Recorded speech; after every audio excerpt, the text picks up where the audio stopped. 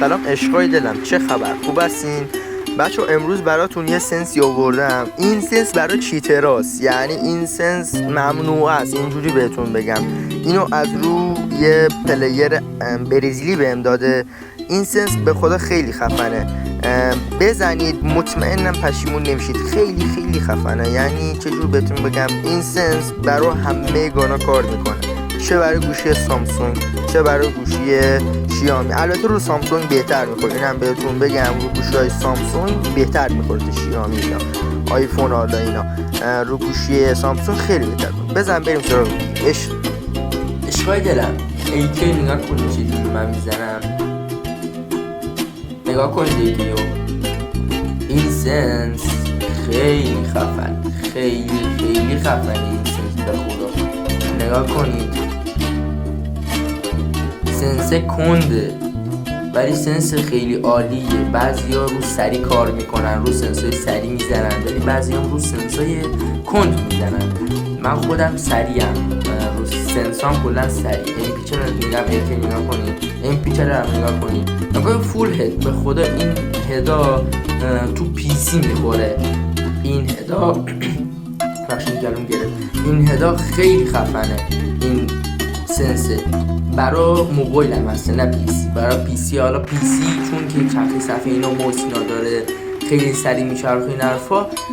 پیسی رو حالا براتون میذارم، ولی پیسی چجور بهتون بگم، پیسی روونتره تا چیز. یعنی شما صفر هم بذارید همه رو، بازم چرخی صفحتون زیاده.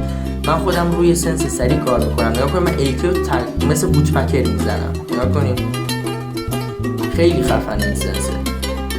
داداشیه گل اولی رو بزنید رو 70، دومی 112، سومی 111، چهارمی 155، یک مونده با آخر 50 و آخری 111. و این هم دقت داشته باشین، دکمنتی رو حتما بذارید روی 46. بذارید رو 46 خیلی خوبه، دلتون خیلی خوب میخوره.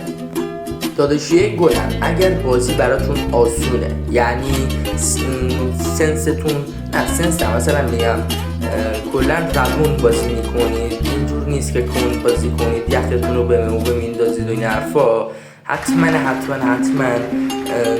اون دکمتی رو نگاه کنید. اگر روون میزنید یا سری بازی میکنید، مثل بعضی کند بازی میکنن، یخو نمیتونن درست بندازن. اگه یخو تو مثلا میگم تو میزنی، اون 2 سال بعد یخو میندازه. اگر اینجوری نیستید و بازیتون بهتر از اینه، حتما 35 بذارید، خیلی بهتره براتون. من خودم تست کردم که بهتون میگم. داداشیا اینم دقت داشته باشین که شما روزانه در حد 5 دقیقه تا 10 دقیقه بیاین داخل ترینینگ یه تمرین ریزی کنین با گانی که دوست دارین. من خودم با امپیچر خیلی حال میکنم، با این دوتا خیلی میزنم. خب با هر گانی که دوست دارید دیگه، بعضیا بوتپکر دوست دارن، دولول دوست دارن، هر گانی که این سنسر رو همه گانا میخوره. خب این سنسر رو همه گانا میخوره.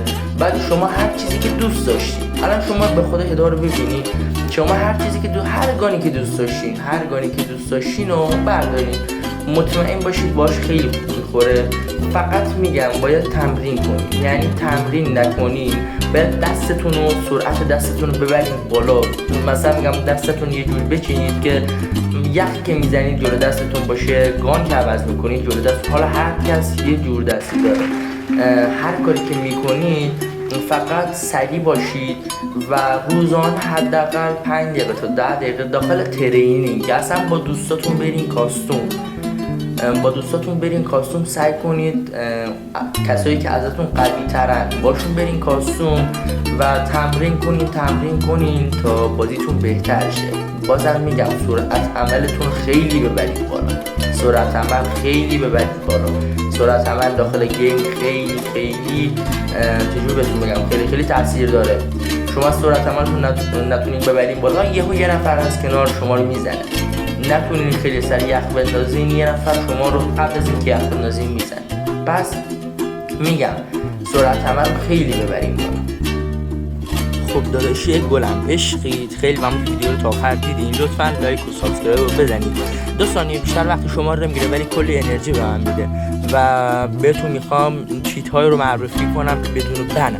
خب داخل ویدیوهای بعدی حتما براتون میدم. پس لطفا ویدیو رو لایک کنید، چنلم ساب کنید تا به ما انرژی برسه و ما هم هر روز که نه یه روز در میون براتون ویدیو رو بذاریم و هر روز شورت‌های خیلی خفنی داریم. پس لطفا ویدیو رو لایک کنید، چنلم ساب کنید تا از ویدیو عقب نمونید. عشق. فعلا خداحافظ.